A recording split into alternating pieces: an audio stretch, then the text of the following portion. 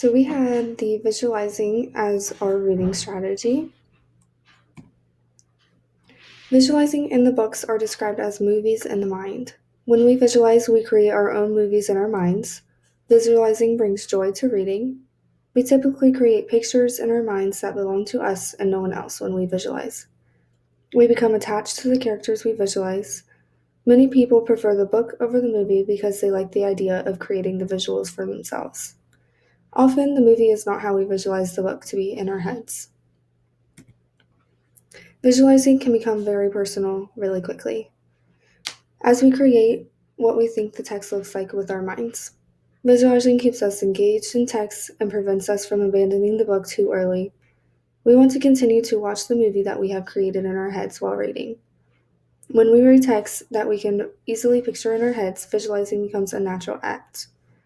Visualizing involves mixing the reader's background knowledge to create pictures in the mind. Combining the author's words with our background knowledge allows us to create mental images that bring life to reading. And this was from the Harvey and Goodby book. Another way we can teach visualization is with wordless picture books. Visualizing without words is also possible. Students can take clues revealed in the illustrations and combine them with the missing pictures we create in our minds to make meaning.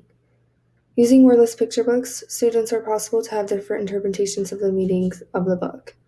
When there's no words, it's all up to our minds to decide what the book is about. The notion of visualizing is clarified with wordless picture books because it really puts the skill to test. In the Keenan Zimmerman book, visualizing is described as an art form. Here's a quote from this book, and it says, "Each brushstroke is meaningless unless the viewer stands back to regard the whole painting. In the same way, each image created in the mind while reading has little meaning unless we associate it with words on the page and with other images and memories in our lives." Sensory and emotional images we create as we read are related to the impressionism of the mind. The images are like dabs of paint on a canvas. Sensory images. Images originate in our senses and our emotional fabric. The images are altered each time we read or reflect on a text, extending and animating what we have read. When we create sensory images, the text starts to come alive.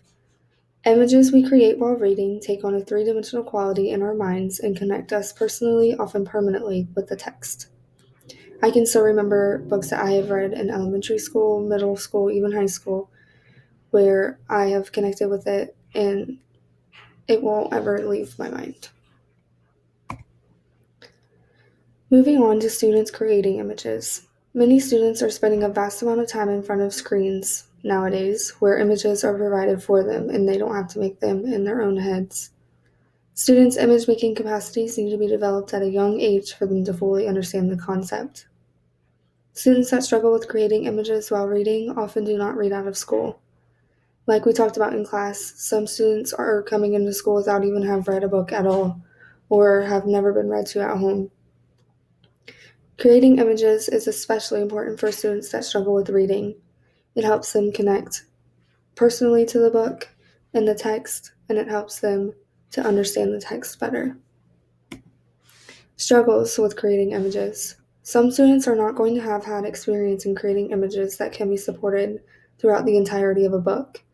Sometimes they start off strong, sometimes they end strong. So it just depends on the student. Students are not creating vivid, detailed images in their minds.